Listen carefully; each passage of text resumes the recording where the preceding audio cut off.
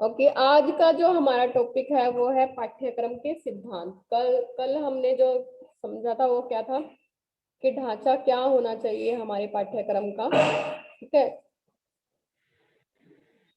ये देखिए, ये परिभाषाएं बताई है मुनरो, कनिंघम, फ्रोबेल। ये हमें ऐसे ही याद करनी पड़ेंगी। ठीक है, ये पीडीएफ है जो हम 2 दिन में, आज और कल में कंप्लीट करेंगे। ये मैंने ब्रॉडकास्ट भी कर दिया, आपके पास सबको मिल चुकी होगी, मिल चुकी ना? No ma'am. Yes ma'am. Yes ma'am. Yes ma'am. जो आर्य कॉलेज के बच्चे हैं ये बाद में मैसेज कर देना, उनको अलग से मिल जाएगी। बाकी जो एसआरएम के बच्चे हैं उनको मिल चुकी है पीडीएफ। ठीक है, ये टॉपिक थोड़ा लंबा है, इसको आप ध्यान से पढ़ लो, ध्यान से समझ लो। ये 3-4 लेक्चर में ही कंप्लीट हो जाएगी हमारी जो यूनिट है। 3rd यूनिट चल रही है। ठीक है, ये देखिए, ये जो धारणाएं दी हैं, डेफिनेशन बताई हैं अलग अलग, कनिंघम, मुनरो, फ्रोबेल, ये आपको ऐसे ही याद करनी पड़ेगी। 2-3 याद कर लो, वो इनफ है।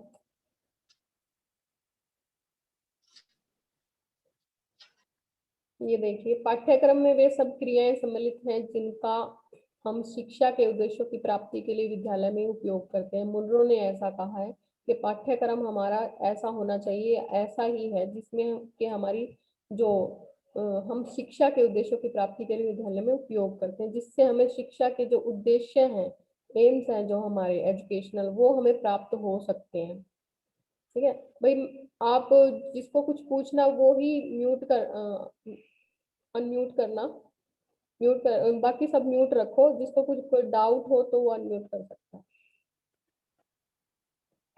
ये देखिए, इसी तरह कनिंघम ने कहा है कलाकार, मतलब कि शिक्षा जो है, शिक्षा सबसे पहले हमें ये जानना, शिक्षा एक आर्ट भी है, एजुकेशन आर्ट भी है और साइंस भी है। एजुकेशन जो है विज्ञान भी है और एक कला भी है। इसलिए शिक्षक को कलाकार भी कहा गया है। शिक्षक के हाथ में यह पाठ्यक्रम एक साधन है जिससे वह पदार्थ, पदार्थ क्या है यहाँ पे, विद्यार्थी है। ठीक है, पदार्थ किसको बोला गया है? विद्यार्थी को, स्टूडेंट को। मतलब विद्यार्थी को आदर्श उद्देश्य के अनुसार अपने स्कूल के अनुसार ढाल सकता है। ठीक है, ये कनिंघम ने कहा। फ्रोबेल ने, पाठ्यक्रम को मानव जाति के संपूर्ण ज्ञान व अनुभवों का सार समझना चाहिए। ये अलग अलग हैं, जैसे मुदालियर आयोग के अकॉर्डिंग है, पाठ्यक्रम वह है जो छात्र के जीवन के प्रत्येक बिंदु को स्पष्ट करता है।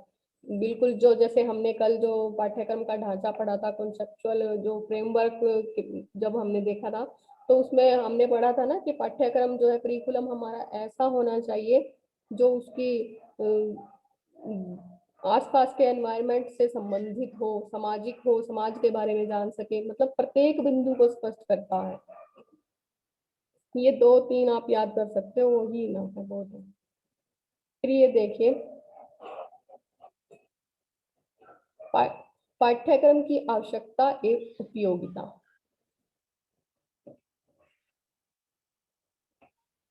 पाठ्यक्रम की आवश्यकता एवं उपयोगिता कई दृष्टिकोण से है। मुख्य दृष्टिकोण जैसे ये बताए गए हैं, समय एवं शक्ति की बचत, ये चीजें आप याद कर लो। समय एवं शक्ति की बचत, शिक्षा के उद्देश्यों की प्राप्ति, विभिन्न स्थानों पर कार्य करने वाले शिक्षकों के कार्यों में एकरूपता, ज्ञान की प्राप्ति, नागरिकता का विकास। ये देखिए, अब इनको हम बताएंगे। समय एवं शिक्षा की बचत, ऐसा क्यों बोला गया है कि पाठ्यक्रम के कारण समय एवं शक्ति दोनों की बचत होती है। शिक्षक, विद्यार्थी तथा शिक्षा शास्त्री सभी का समय बच जाता है। निश्चितता होने के कारण उन्हें इधर उधर नहीं भटकना पड़ता। बिल्कुल सही बात है। अगर आपके हाथ में एक बुक पकड़ा दी जाए, उसमें ना कोई यूनिट है, ठीक है, जैसे सबसे पहले हमें यूनिट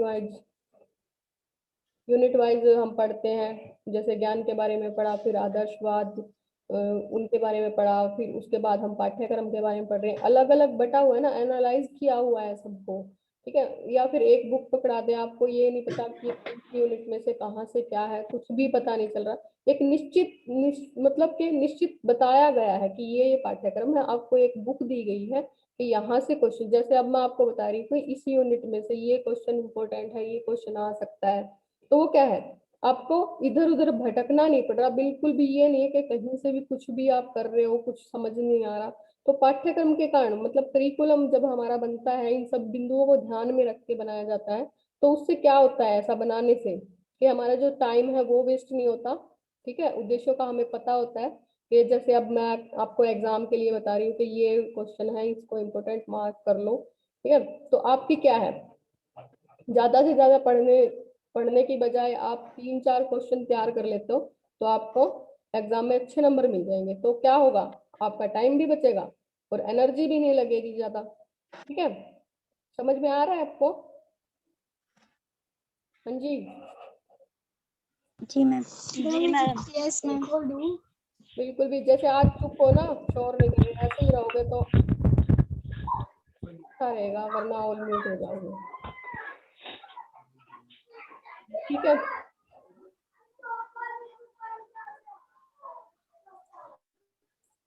फिर देखिए, शिक्षा के उद्देश्यों की प्राप्ति, बिल्कुल सही बात है भाई कि हम जब अपने उद्देश्य मानकर जो चलते हैं उनके अकॉर्डिंग जब पाठ्यक्रम बनता है तो क्या है, हमें अपने शिक्षा के उद्देश्यों की प्राप्ति होती है। पाठ्यक्रम शिक्षा के उद्देश्यों की प्राप्ति कराता है।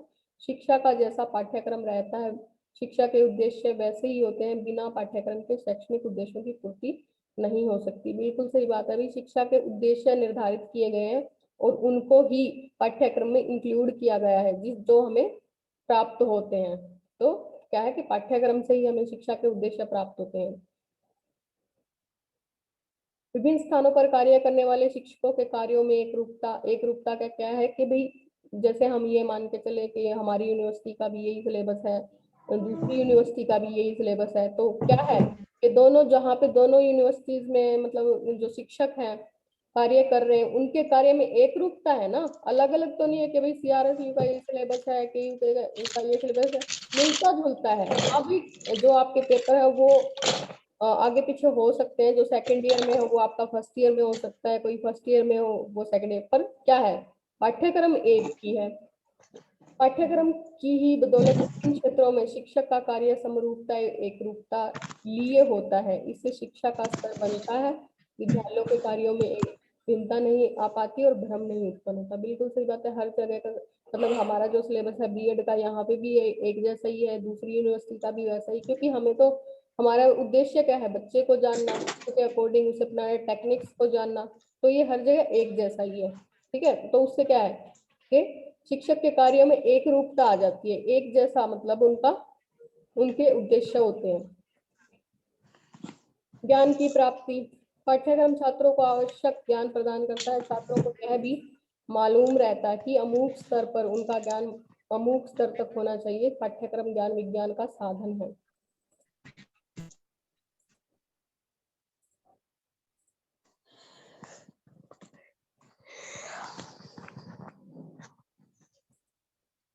ये देखिए आप,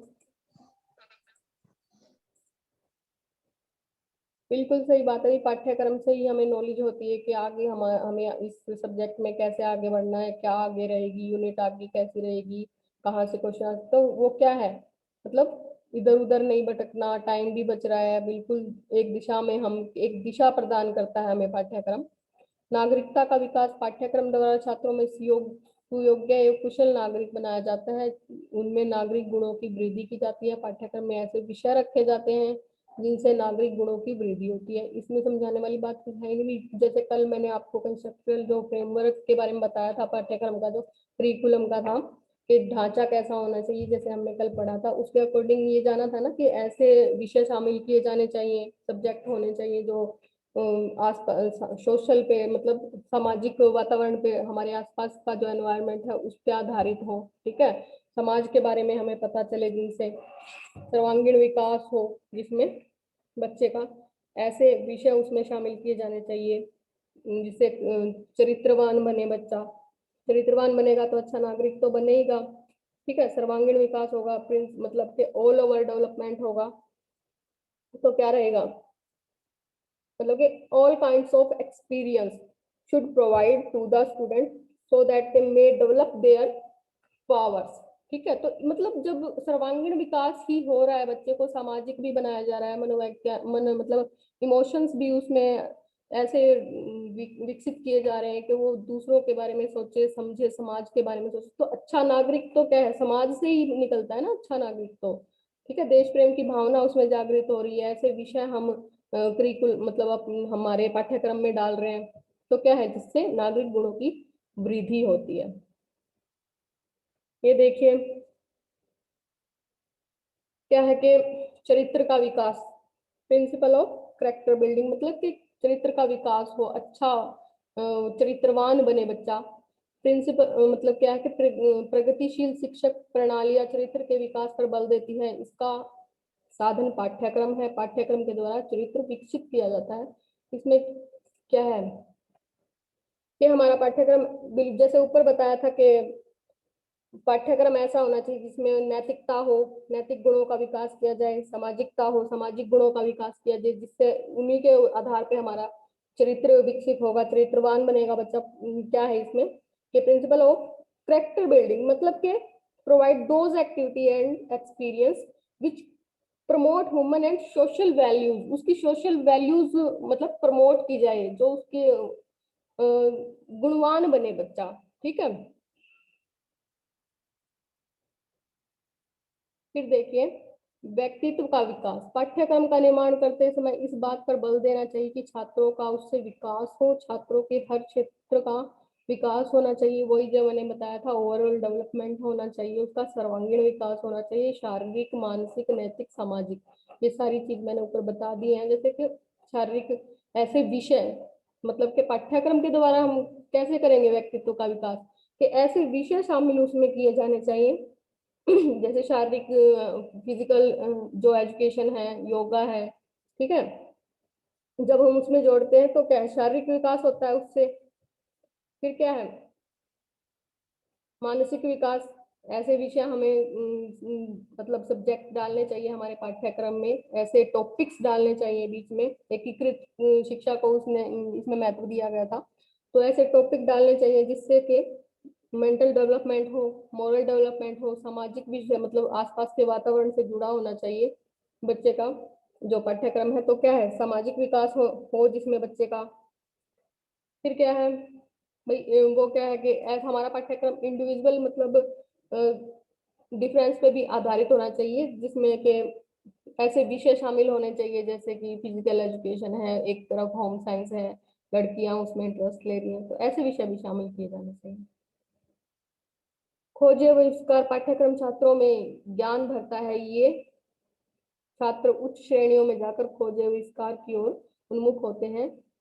कुछ छात्र ऐसे सफलता प्राप्त भी कर रहे थे, मतलब कि साइंस के जैसे सब्जेक्ट हैं, ऐसे सब्जेक्ट डाल देते हैं, ऐसे टॉपिक डाल देते हैं, बच्चों में जिज्ञासु प्रवृत्ति उत्पन्न, जिज्ञासु प्रवृत्ति का विकास होता है, तो आगे चलकर क्या बनते हैं, अच्छे अच्छे साइंटिस्ट बनते हैं, आविष्कार आविष्कार करते हैं। तो यही थे भाई क्या थे, पाठ्यक्रम की उपयोगिता थी, ये यूज क्या है। समय और शक्ति की बचत, शिक्षा के उद्देश्यों की प्राप्ति।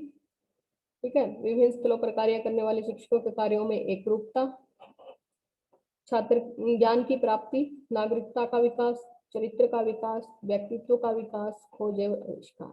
ठीक है, उद्देश्य क्या है,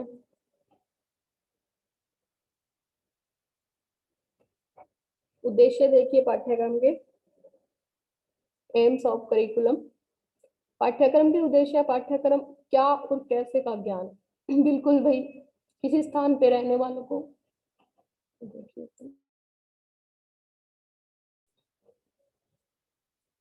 क्या और कैसे का ज्ञान, किसी स्थान के रहने वालों को किस प्रकार की शिक्षा दी जानी चाहिए पाठ्यक्रम से ज्ञात होता है। बिल्कुल भी इसमें बोला गया है कि इसका उद्देश्य ऐसा होना चाहिए जो सामाजिकता का ज्ञान करवाए, एनवायरनमेंट पे आधारित हो। ठीक है, जैसे हमारे आसपास का वातावरण है, पहले उस पे आधारित होनी चाहिए सबसे पहले, मतलब हमारा पाठ्यक्रम।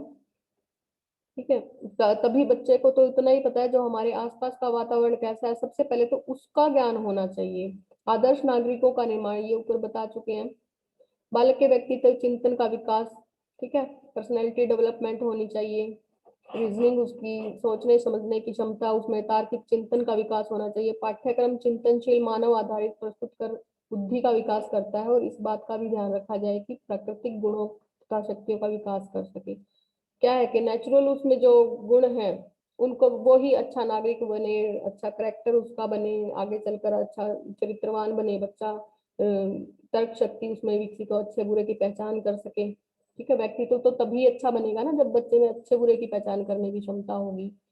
बालकों की रुचियों पर आधारित होना चाहिए, बिल्कुल भाई, जो बच्चा इंटरेस्ट ले रहा है जिस चीज में उसी पर आधारित होना चाहिए, एक्टिविटी होनी चाहिए, क्रियात्मक होना चाहिए, सृजनात्मक होना चाहिए, जिसमें एक्टिविटी भी है, शिक्षा भी है, एक्टिविटी, दोनों चीजों पर आधारित होना चाहिए हमारा पाठ्यक्रम।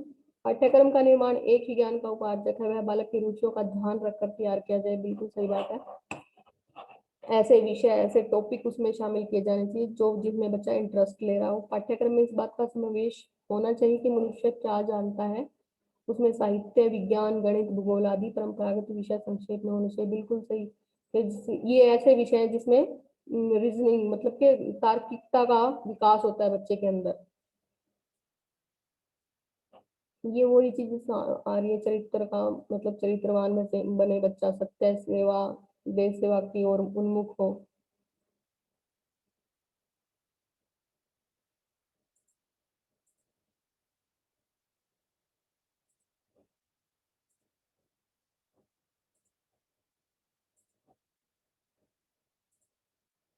हेलो,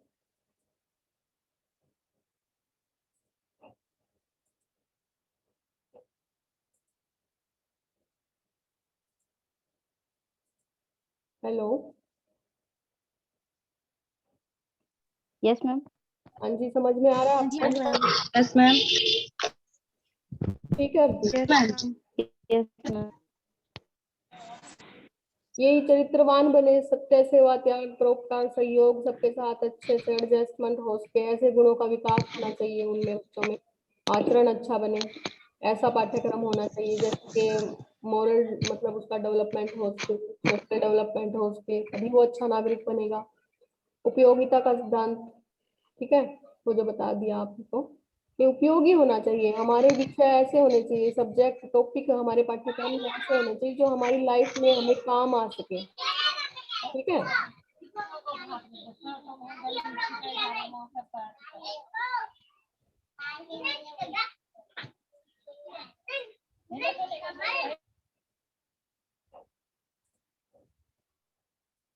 ये देखिए,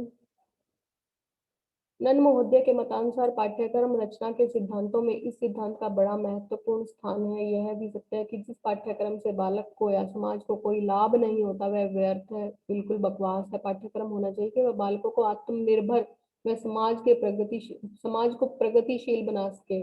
मतलब क्या है कि वह पाठ्यक्रम में ऐसे विषय, ऐसे टॉपिक शामिल होने चाहिए जिसमें बच्चे के लाइफ में वो काम आ सके, आत्मनिर्भर बन सके बच्चा, ठीक है। ऐसे विषय अगर शामिल नहीं है तो वो उसका कोई फायदा नहीं है उस ऐसे पाठ्यक्रम का।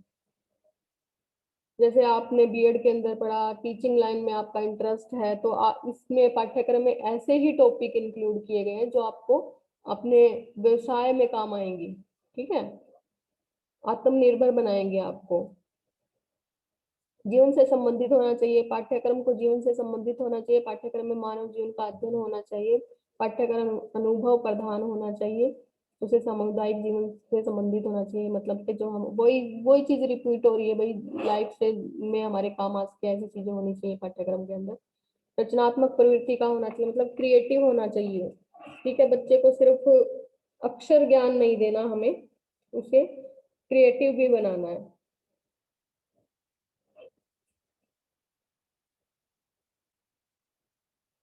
ठीक है। फिर क्या है, आवश्यकता का सिद्धांत, ये चीज बार बार आ रही है। बालक पाठ्यक्रम बालक की आवश्यकता के अनुसार बनाया जाना चाहिए, जिसमें उसकी वर्तमान व भावी दोनों ही आवश्यकताओं का ध्यान रखा जाए। उसे व्यक्तिगत एवं सामाजिक दोनों प्रकार की आवश्यकताओं का ध्यान रखना चाहिए। नन एवं डीवी ने पाठ्यक्रम के सिद्धांत पर बल दिया, बिल्कुल सही बात है भाई। पाठ्यक्रम हमारा समाज पे भी आधारित होना चाहिए, समाज के बारे में जिससे हम जान सके। सामाजिक होगा इंसान तभी वो अच्छा मॉरल डेवलपमेंट होगा उसका, ठीक है। तो ऐसा हमारा पाठ्यक्रम होना चाहिए। फिर क्या है, दार्शनिक आधार का सिद्धांत, ये आ जाते हैं, यहाँ से शुरू हो जाते हैं आपके सिद्धांत, पाठ्यक्रम के सिद्धांत, ठीक है। उपयोगिता का सिद्धांत, जीवन से संबंधित, ठीक है। रचनात्मकता का सिद्धांत, क्रिएटिव मतलब क्रिएटिव प्रिंसिपल्स। आवश्यकता का सिद्धांत, दार्शनिक आधार आधार का सिद्धांत मतलब फिलोसफिकल जो प्रिंसिपल जो है हमारे वो कैसे होने चाहिए। पाठ्यक्रम का आधार दार्शनिक हो, उसे विविध दार्शनिक आधार पर प्रगतिशील बातों को ग्रहण करके अपनी रचना करनी चाहिए। आदर्शवाद के उद्देश्य, प्रयोगवाद के विषय, प्रकृतिवाद की शिक्षण पद्धति मतलब जो हमारी फिलोसफी में बताया गया है कि आदर्शवाद ऐसे ऐसे विषय भी शामिल होने चाहिए, साहित्य से जुड़े, कला से जुड़े हुए, ठीक है, जो उसको मतलब कि आदर्शवादी बनाए, अच्छा नागरिक बनाए, मोरल डेवलपमेंट हो, ठीक है। और ऐसे विषय भी जैसे होम साइंस है और ये और जो विषय साइंस है, इस तरह के विषय क्या है जो उसको आगे चलकर उसकी लाइफ में काम आए।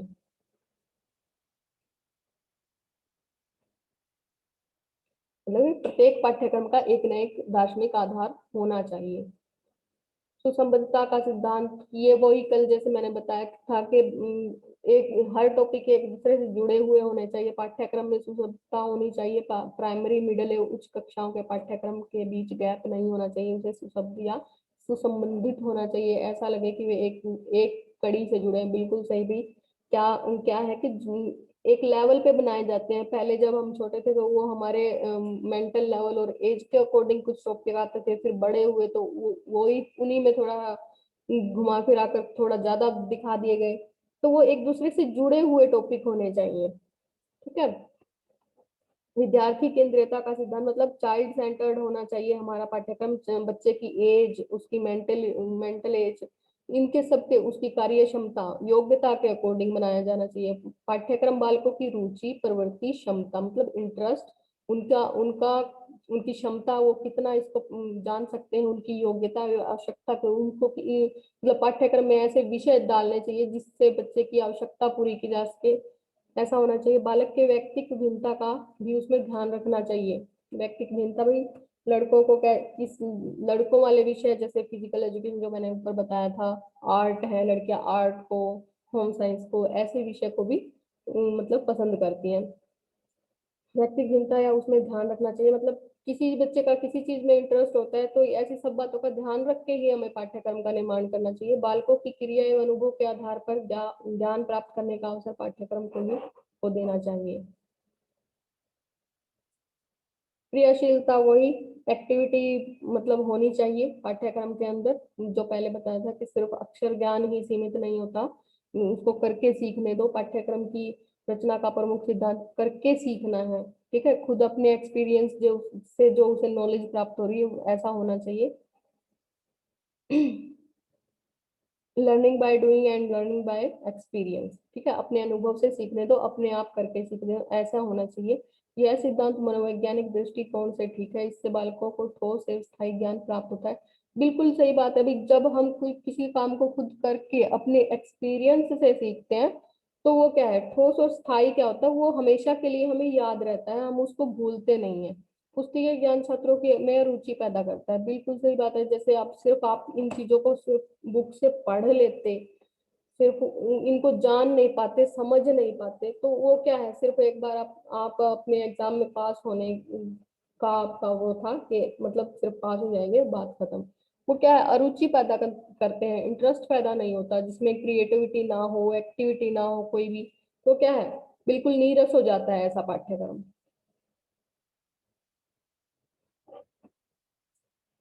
विविधता का सिद्धांत, ठीक है। ये देखिए, यह पाठ्यक्रम की रचना का एक प्रसिद्ध सिद्धांत है। विविधता का सिद्धांत पाठ्यक्रम को व्यापक बनाता है। इससे मतलब अलग अलग तरह के अगर इंटरेस्टिंग से टॉपिक हो तो वो क्या व्यापक बनाता है। इससे बालकों की विभिन्न योग्यताओं का विकास होता है। ऐसा पाठ्यक्रम प्रजातांत्रिक होता है और प्रत्येक प्रकार के बालकों का विकास करने में समर्थ होता है। मतलब कि विविध अलग अलग विषय होंगे, अलग अलग टॉपिक होंगे, तो वो हर बच्चे की के इंटरेस्ट के अकॉर्डिंग होंगे ना। अगर किसी बच्चे को एक टॉपिक में इंटरेस्ट नहीं तो दूसरे में इंटरेस्ट होगा, तो इस तरह से हमारा पाठ्यक्रम बनाया जाएगा। प्रत्येक बालकों का विकास करने में समर्थ होता है। इनमें उनकी व्यक्तिगत भिन्नता को विकसित करने के लिए पर्याप्त अवसर मिलता है। बिल्कुल सही बात है। जिसको जिसमें इंटरेस्ट होगा, इंडिविजुअल डिफरेंसेस होते हैं बच्चों में, तो वो क्या है, यहाँ से उनको नॉलेज हो जाएगी। ऐसे पाठ्यक्रम, ऐसे टॉपिक मतलब पाठ्यक्रम में ऐसे टॉपिक डालने चाहिए। लचीलेपन का सिद्धांत, यहाँ पे क्या है भी, फ्लेक्सिबिलिटी होनी चाहिए। हमारे पाठ्यक्रम के अंदर, हमारे करिकुलम में। फिर क्या है,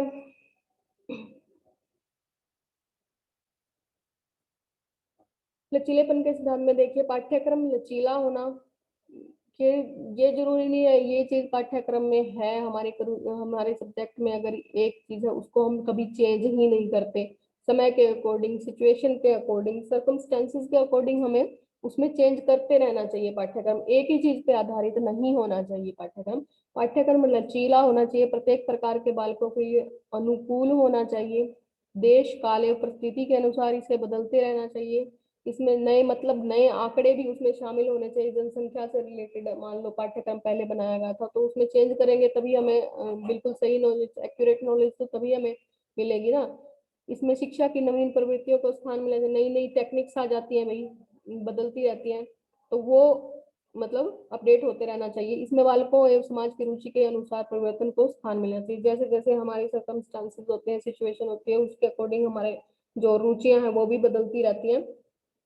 ठीक है, हमारी नीड्स, जो आवश्यकताएं हैं वो भी बदलती रहती है, तो उसी के अकॉर्डिंग हमें पाठ्यक्रम बनाना चाहिए। मतलब principle of flexibility should consider मतलब कि स्पेशल नीड्स और सर्कमस्टेंसेस ऑफ द पीपल्स, मतलब कि बच्चे की जो आवश्यकताएं हैं उसके अकॉर्डिंग हमें, आज हमारा सिलेबस बीएड का ये ऐसा है, कल को 2-3 साल बाद अगर कुछ और हमें आवश्यकता होगी इसमें जोड़ने की, टाइम के अकॉर्डिंग, सिचुएशन के अकॉर्डिंग, तो हम उसमें जोड़ सकते हैं। तो इसका यही मतलब है कि भी फ्लेक्सिबिलिटी होनी चाहिए।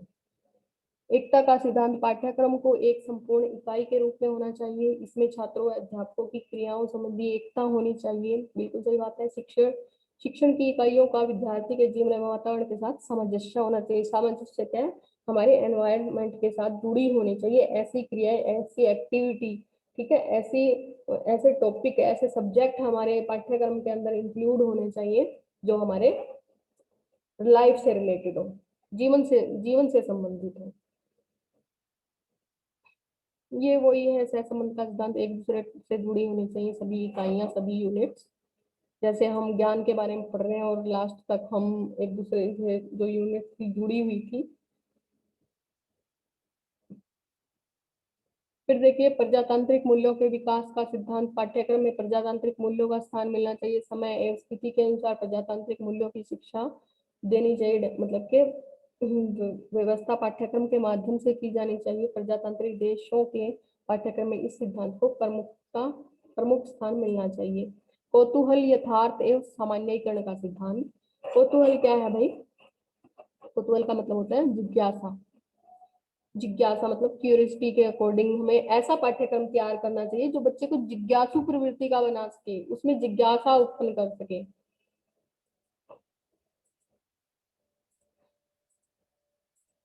Hello, yes ma'am. Yes ma'am. समझ में आ रहा है आपको? जी हाँ मैम। जी मैम। Yes ma'am. ठीक है, ये 3-4 टॉपिक जो 3-4 लेक्चर में ही कंप्लीट हो जाएगी ये यूनिट, इसलिए मैंने थोड़ी बड़ी पीडीएफ बनाई है। आप एक पीडीएफ को पढ़ लोगे अच्छे से। कल इंग्लिश मीडियम की थोड़ी बड़ी थी पीडीएफ, ऐसे ही आज की जो पीडीएफ मैं दूंगी आपको जिनको मिल चुकी है इंग्लिश मीडियम की, वो उनको पढ़ लेना। उसमें 3-4 पीडीएफ में 3-4 लेक्चर में ही आपका कंप्लीट हो जाएगी ये यूनिट। ठीक है, बातें तो एक दूसरे से जुड़ी हुई ही है, चाहे सिद्धांत है चाहे उद्देश्य है ना, कोई चेंज ही नहीं है उनमें। पाठ्यक्रम में कौतूहल मतलब जिज्ञासा उत्पन्न करने वाला होना चाहिए। यथार्थता, रियलिटी होनी चाहिए। सामान्य रियलिटी मतलब हमारे आसपास के एनवायरनमेंट से, हमारे समाज से जुड़ा है, बच्चे से जुड़ा है, तो रियलिटी तो है ही। सामान्यीकरण का सिद्धांत होना चाहिए। व्यक्ति को सीखने के लिए 3 गुणों की आवश्यकता हो, तो कौतूहल के बाद यथार्थ की स्थिति आती है और यथार्थ समझ लेने के बाद ज्ञान का सामान्यीकरण होता है।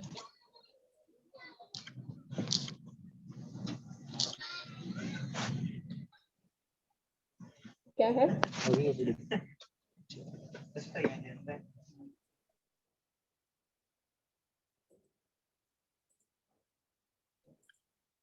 देखिए, कौतूहल मतलब जिज्ञासा उत्पन्न की बच्चे में, ऐसा पाठ्यक्रम बनाया, जिज्ञासा हुई, उसको शांत किया, रियलिटी पे आधारित है, ठीक है, यथार्थ पे आधारित है, और उसके बाद उसने अपने ज्ञान को सामान्यीकरण कर लिया। मतलब अपने ज्ञान का उसमें इतना ज्ञान आ चुका है कि वो उसका किसी भी चीज से के समान, मतलब समान उसके उसको समझ सकता है। ज्ञान में सामान्यीकरण क्या होता है, किसी भी सिचुएशन के अकॉर्डिंग अपने अपने ज्ञान का यूज करना, अपनी नॉलेज को यूज करना। ठीक है। विकास का सिद्धांत, पाठ्यक्रम में विकास का सिद्धांत लागू करना चाहिए। पाठ्यक्रम ऐसा होना चाहिए जिसमें बालक राज्य समाज तीनों का विकास करके नागरिक गुणों का विकास हो। वही चीज दोबारा आ रही है, नागरिक गुणों का विकास होना चाहिए, सामाजिकता का विकास होना चाहिए, मानसिक शारीरिक भावात्मक सामाजिक नैतिक गुणों का विकास। ठीक है। सुरक्षा का सिद्धांत, पाठ्यक्रम में सुरक्षा के लिए भी विषय रखे जाएं जो हमारी सभ्यता और संस्कृति की सुरक्षा, यहाँ सुरक्षा की बात हो रही है, जो हमारी सभ्यता, जो जो हमारा कल्चर है उसकी सुरक्षा कर सके। मतलब बच्चा अपनी संस्कृति के अकॉर्डिंग, उसको अच्छी अच्छी अच्छी बातें बतानी चाहिए। ठीक है। उसका ज्ञान करवाना चाहिए, हमारी संस्कृति कैसी है, इसको हम कैसे बनाए रख सकते हैं। ठीक है। अच्छे बुरे की नॉलेज देनी चाहिए। पाठ्यक्रम में सावधानी पूर्वक सुरक्षा के विषयों का चुनाव किया जाना चाहिए। यही थे कल, ये ज्यादा बड़ी हो जाएगी जो पीडीएफ है, फिर समझ में नहीं आएगा आपको। क्या है, मिक्स हो जाएगा, समझ तो आपको इस टाइम सब आ रहा है पर मिक्स कर दोगे। तो बाद कल क्या करेंगे, पाठ्यक्रम के प्रकार समझेंगे, गुण समझेंगे। ठीक है।